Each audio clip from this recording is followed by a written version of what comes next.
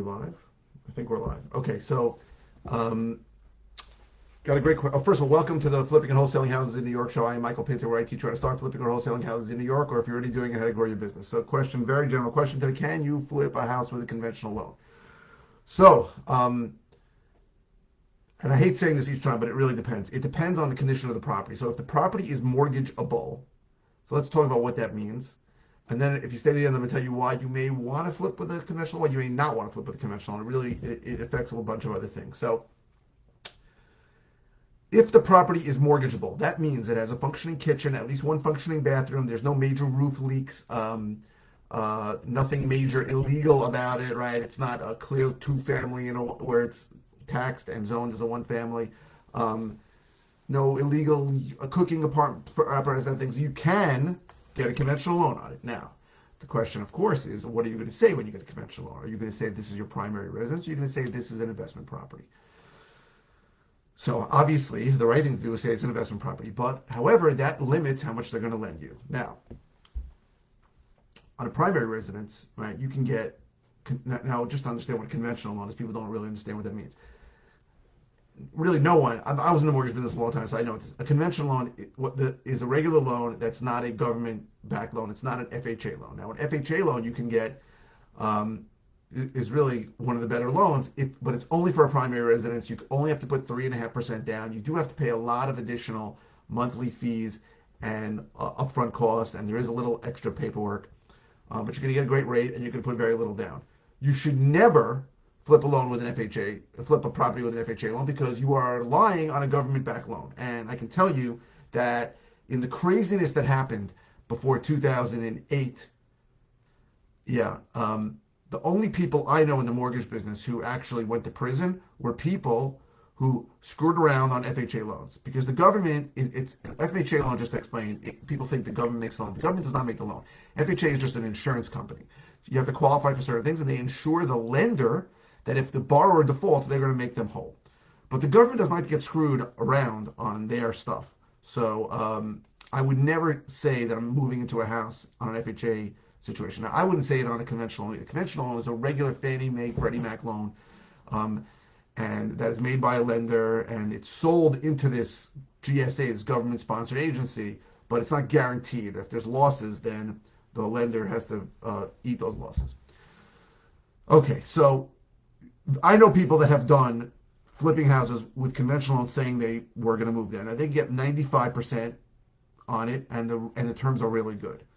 But understand, if you're no one's going to hold you to it that you have to move in there, because you could say I was intending to move in there, but then I changed my mind after I did the work, that kind of thing. I can make more money. You're probably not going to go to jail for that. FHA, you got to be careful. So don't do any FHA loans. So what are the pros and cons of using a conventional loan? Now, understand, typically we do these. So first of all, if the property is not mortgageable, right, it doesn't meet any of the criteria I said. It's a complete shithole. It's bank owned, and the utilities are been shut off. It's been winterized. It's got holes in the roof. The kitchen doesn't work. None of the bathrooms work. Any of those things, you cannot get a conventional loan. Appraiser's going to come in and laugh at you. Still charge you $600, but laugh at you. So then you got to get a hard money loan, right? So that's what I use. I use hard money loans all the time. Hard money loan is a short-term loan, right? It's usually for about a year, 6 months to a year. Maybe they'll extend to 2 years. They don't want the money out longer than that. You're going to pay a higher rate, right? So let's say on a conventional loan today, you'll pay like in the 3s. On a hard money loan, you'll pay somewhere between 8 and 12%. A lot more in interest, true.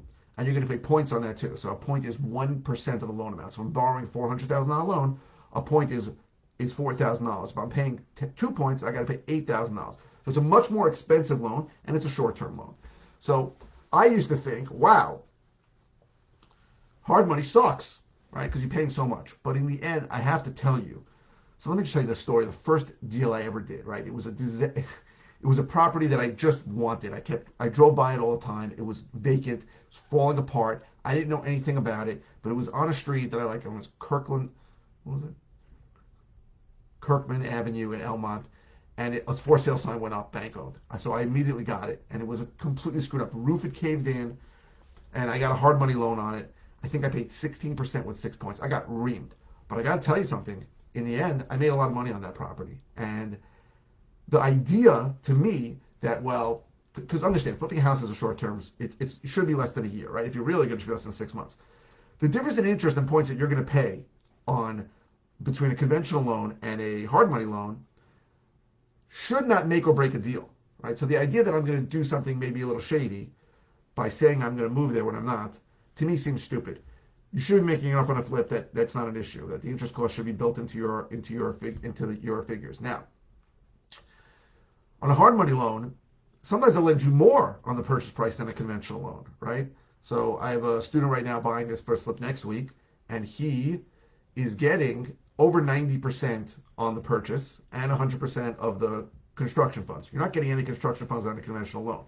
So the key really, and it's much more important to see how much you're getting than how much you're paying on the interest, because on a year's time, even if it's additional $10,000 because of the points and all the additional interest, it should not make a difference on a flip.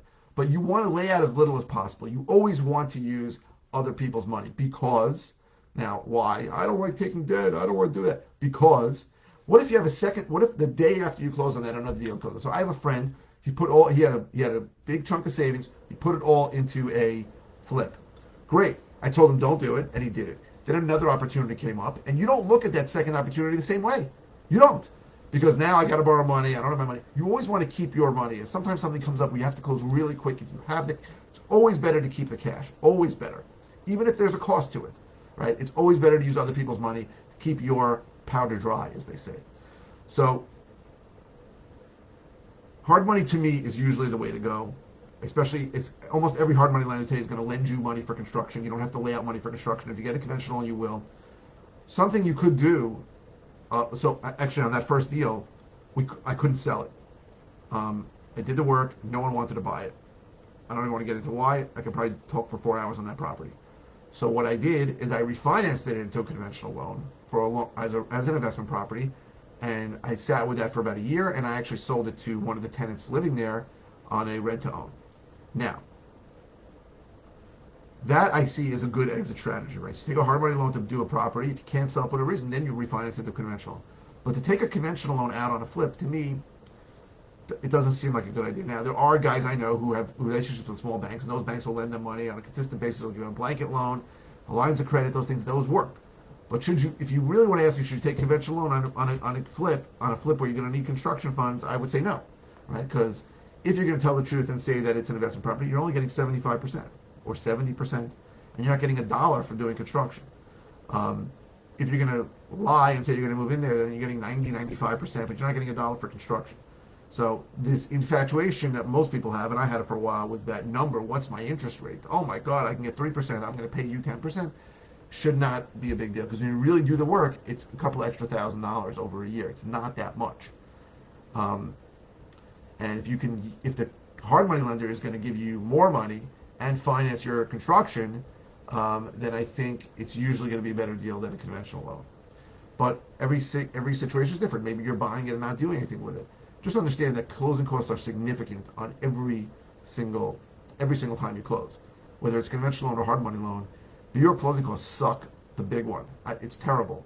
You're going to pay, I figure $10,000 in closing costs. So if you're figuring on buying something and refinance it, you might have $20,000 in closing costs. So it's not always great to just keep refinancing. People refinance because they save 0.5% on their rate, but it takes them 12 years to make up the difference in closing costs.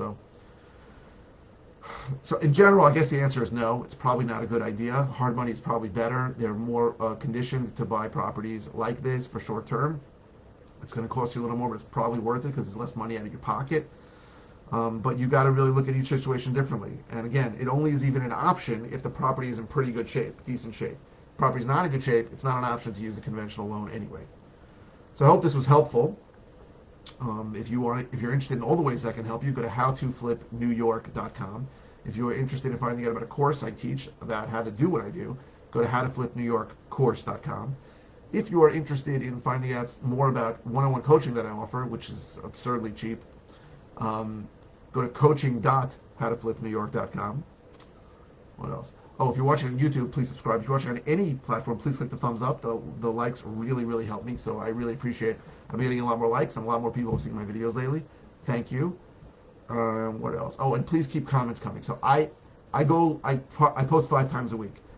Sometimes I'm about to post, I don't know what the hell to say. So the comments give me topics to talk about.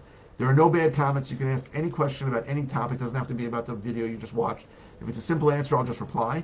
If it's something I've covered before, I might send you links to a video or videos. If it's something new that I haven't covered in a while or never covered, I'm probably going to do a new video on it. So thank you very, very much for watching. I really appreciate it.